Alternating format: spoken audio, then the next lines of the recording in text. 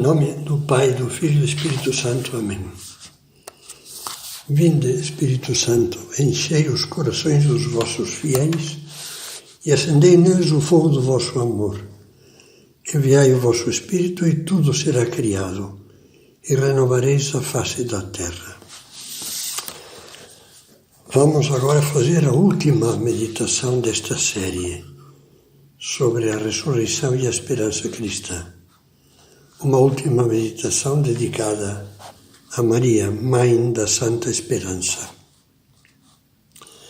Uma tradição muito antiga que atravessou os séculos e ficou plasmada em muitas obras de arte, afirma que a primeira aparição de Cristo ressuscitado foi a sua Mãe Santíssima. É natural que Jesus, que ficava feliz trazendo alegria àqueles que amava, tivesse levado a primeira alegria da ressurreição à sua mãe. Não era ela quem mais a merecia? Ela que tinha acreditado firmemente desde o momento da encarnação que aquele seu filho e filho do Altíssimo era, como o anjo Gabriel lhe tinha anunciado, o Messias, descendente de Davi, que reinaria eternamente e seu reino não teria fim. Maria uniu-se ao Redentor em todos os momentos da sua vida e especialmente na paixão, oferecendo sua imensa dor juntamente com o sacrifício do Filho, ao pé da cruz. Ali, ouviu dos lábios de Jesus agonizante a sua nomeação como mãe dos discípulos, mãe de todos os homens. Mulher, disse Jesus a João, que estava ao pé da cruz, perto de Maria, mulher, eis aí o teu filho. Por isso, certamente, ela merecia receber as primícias da alegria da ressurreição. É muito bonito pensar que naqueles momentos de escuridão quase total que envolveu os discípulos após a morte de Jesus, como já comentávamos nas primeiras meditações, a única luz de esperança que não se apagou foi o coração de Maria. Esse coração maternal que acabava de ser atravessado por uma espada de dor, como havia profetizado Simeão, foi ao mesmo tempo a única lâmpada que ardia com a luz da Santa Esperança. Ela foi a única que no silêncio do Sábado Santo esperou na ressurreição ao terceiro dia, da qual seu filho várias vezes tinha falado. Certamente ao longo de toda a sua vida, ela viveu e encarnou a esperança como ninguém. Acreditou no anúncio do anjo Gabriel. Entregou-se sem duvidar ao que Deus lhe pedia. Eis a escrava do Senhor. E dessa fé brotou-lhe a esperança como uma planta viçosa, como uma fonte de água viva. Conta São Lucas que quando Maria, pouco depois da Anunciação, foi visitar a sua prima Isabel, esta louvou Nossa Senhora em alta voz. Feliz a que acreditou, porque se cumprirão todas as coisas que lhe foram ditas da parte do Senhor. Maria acreditou, esperou e viu realizados nela todos os sonhos de Deus. Por isso a Igreja a chama Mãe da Santa Esperança. Por isso também nós a invocamos como Mãe de Misericórdia, vida, doçura e esperança nossa. Não são apenas belas palavras, estão cheias de conteúdo, pois descrevem a missão que Jesus lhe confiou em favor de todos nós, filhos dela e irmãos de Cristo, como diz São Paulo na carta aos Romanos. Quando Jesus nos deu Maria como mãe na agonia da cruz, garantiu-nos a esperança. É verdade que a nossa esperança deve estar toda ela colocada em Deus. Só Deus é o motivo e a fonte radical da esperança, pois sem a sua graça a esperança nem pode existir. Mas Deus deu-nos uma mãe, sua mãe, para que com a ternura de seu coração nos ensinasse a confiar, para que nos amparasse e nos guiasse na vida, e como a mãe leva a criança pela mão, nos conduzisse ao encontro do Cristo nesta terra e finalmente nos introduzisse no céu. Uma das orações mais antigas dirigida a Nossa Senhora, que ainda hoje muitos católicos sabem de cor, diz: a vossa proteção nos acolhemos, Santa Mãe de Deus. Não desprezei as súplicas que em nossas necessidades vos dirigimos, mas livrai-nos sempre de todos os perigos, ó Virgem gloriosa e bendita. Rogai por nós, Santa Mãe de Deus, para que sejamos dignos das promessas de Cristo. Desde os primeiros séculos, a esperança do cristão se refugiava, se apoiava nela também. Na verdade, o Espírito Santo, inspirador da Sagrada Escritura, deixou-nos motivos mais do que suficientes para que aprendêssemos a confiar na esperança nossa, Maria. Bastaria lembrar a cena das bodas de Caná, onde, a petição de sua mãe, um pedido suave, discreto, sussurrado ao ouvido, Jesus fez o seu primeiro milagre, a transformação da água em vinho. Naquela festa das bodas começou a faltar o vinho. Maria teve pena dos noivos. Aquilo podia estragar a alegria do banquete nupcial. Então disse a Jesus: não tem vinho. A resposta do filho parece um balde de água fria. Mulher, isto nos compete a nós. A minha hora ainda não chegou. Mas Maria não deixou de confiar e com toda a paz disse aos serventes: fazei tudo o que ele vos disser. Não precisou fazer mais nada. Ela conhecia seu filho. Logo Jesus mandou aos serventes encher de água umas grandes talhas que lá se encontravam e depois indicou que fosse servida aos convidados. Foi servido o melhor vinho da festa. Maria adiantou assim: Deus tem os seus planos, a hora dos milagres de Jesus. E graças a este primeiro milagre, obtido pela intercessão da Virgem, o Evangelho nos diz que Cristo manifestou a sua glória e os seus discípulos creram nele. Tudo pela solicitude de Maria, pela ternura do seu coração. Se Jesus fez isso a pedido de Maria, o que não fará por nós? É como se Ele próprio nos estivesse dizendo: vocês vêm, confiem na Mãe, confiem que eu a ouvirei sempre, ela conseguirá de mim o que quiser. É por isso que os santos e os bons teólogos dizem que Nossa Senhora é a onipotência suplicante, uma maneira hiperbólica, mas no fundo realista, de referir-se ao poder das súplicas de Maria diante de Jesus. São Bernardo, que é conhecido como o trovador da Virgem, gostava de compará-la ao aqueduto que recebe a água da fonte, água da graça, da fonte que é Deus, e a faz chegar a nós, da mesma maneira que um aqueduto recolhia então a água das fontes de montes e vales elevados e a conduzia até os povoados. E dizia São Bernardo: recebendo a plenitude da graça da própria fonte do coração do Pai, ela nos a torna acessível. Com o mais íntimo, pois, da nossa alma, com todos os afetos do nosso coração e com todos os sentimentos e desejos da nossa vontade, veneremos Maria, porque esta é a vontade daquele Senhor que quis que tudo recebêssemos por Maria. Que ânimo isso nos dá! Não é verdade que às vezes custa-nos quase acreditar na misericórdia divina, especialmente depois de termos abusado muito dela, com tantos arrependimentos insinceros, com tantas reincidências meio cínicas.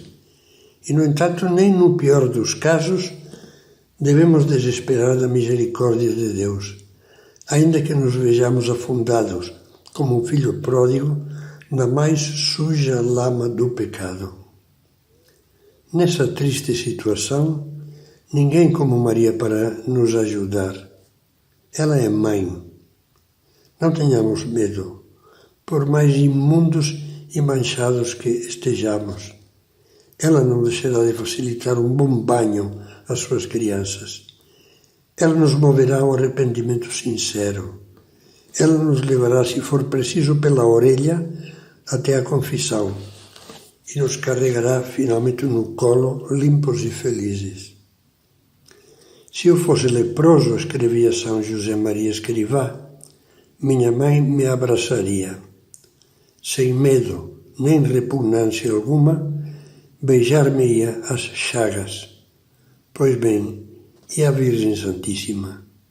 Ao sentir que temos lepra, que estamos chagados, temos de gritar, Mãe! E a proteção de nossa Mãe é como um beijo nas feridas que nos obtém a cura. A confiança em Nossa Senhora sempre foi tão grande entre os bons cristãos que alguns até exageraram. Mas exageraram de uma maneira bonita, assim como se amplia um detalhe de uma flor belíssima muito além do seu tamanho normal para poder apreciá-la melhor. Não há mentira nisso. Um exemplo entre mil são os versos do poeta da Esperança, o já citado Charles Péguy, que põe na boca de Deus Pai as seguintes palavras. Eu não vi no mundo, diz Deus, nada mais belo que uma criança que adormece fazendo a sua oração. Aqui o poeta se estende em versos tocantes, falando da maravilha que é a criança que dorme rezando. E aí nenhuma das coisas que diz é exagero. Continua, nada é tão belo. E este é mesmo um ponto em que a Virgem Santa está de acordo comigo, lá em cima, no céu. Posso dizer até que este é o único ponto em que estamos plenamente de acordo, pois geralmente os nossos pareceres são contrários, porque ela está do lado da misericórdia e bem, é preciso que eu esteja do lado da justiça. São versos que fazem sorrir e comovem um pouquinho, mas são, entre aspas, verdadeiros pelo sentimento de confiança em Maria que transmitem. Junto dela, só um cego espiritual, um tolo ou um demônio podem perder a esperança. Foi assim que o entenderam os cristãos desde o começo. Não podemos esquecer o que nos mostra a Sagrada Escritura nos Atos dos Apóstolos, logo depois da ascensão do Senhor. Jesus tinha se despedido indicando aos seus que permanecessem em Jerusalém até que sejais revestidos da força do alto, ou seja, até a vinda do Espírito Santo no dia de Pentecostes. Pois bem, no livro dos Atos disse que todos os apóstolos, os discípulos, as santas mulheres obedeceram e se reuniram durante 10 dias no cenáculo, com Maria, a mãe de Jesus. Lá, junto dela, como uma família apinhada junto da mãe, perseveravam unanimemente na oração. Junto de Nossa Senhora tornava-se fácil cumprir o que Jesus tinha ordenado. Sempre é assim. A única coisa que ela nos pede é a que pediu aos serventes de Caná. Fazei tudo o que ele vos disser. E ela mesma ficará solícita junto de nós para nos ajudar a cumpri-lo. Por isso, uma vida espiritual impregnada de devoção a Nossa Senhora é uma vida espiritual sadia, voltada inteiramente para o cumprimento da vontade de Deus. São José Maria escrevia também: antes, sozinho, não podias. Agora, recorreste à Senhora e com ela que fácil. É uma experiência universal na história do cristianismo. O grande poeta Dante Alighieri deixou-nos maravilhosamente plasmado essa experiência no canto 33 do Paraíso da Divina Comédia, o canto com o qual se encerra a obra e que começa com uma oração de São Bernardo à Virgem Maria e que é um dos pontos mais altos da poesia mundial. Para alguns, a Divina Comédia é o ponto mais alto da poesia.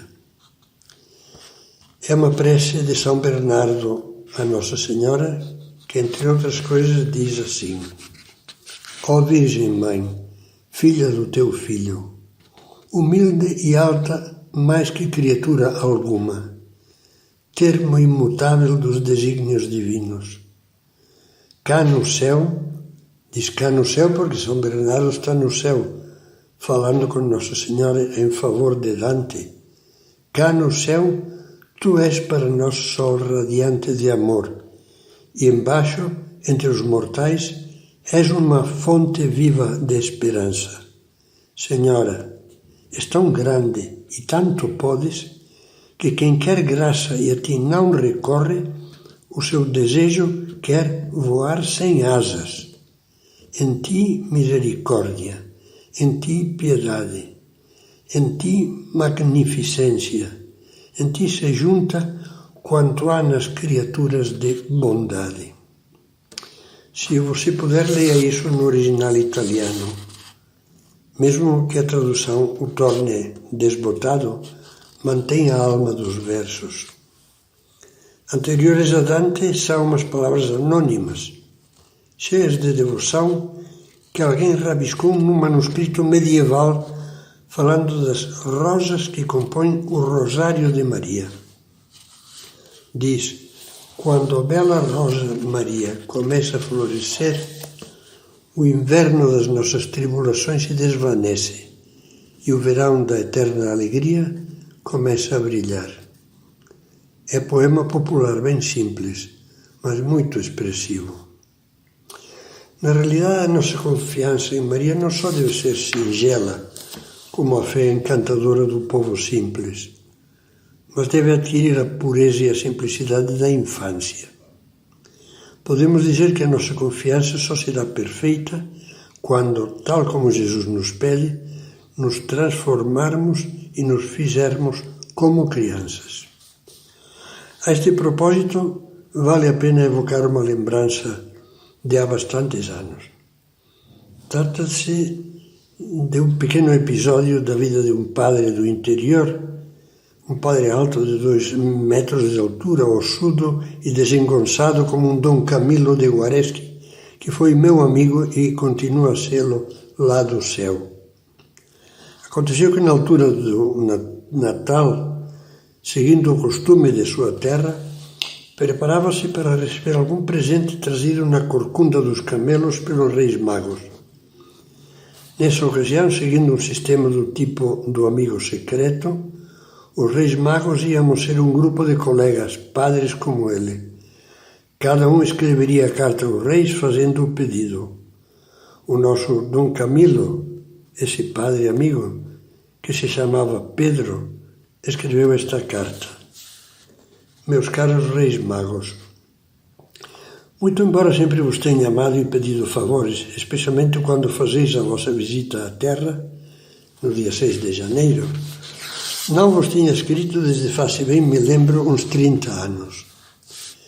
Eu era então um garoto com muitos sonhos na cabeça, que se foram apagando com o decorrer do tempo. Mas agora acontece que, graças a Deus, torno a sonhar, muito embora os sonhos sejam naturalmente diferentes dos que tinha então.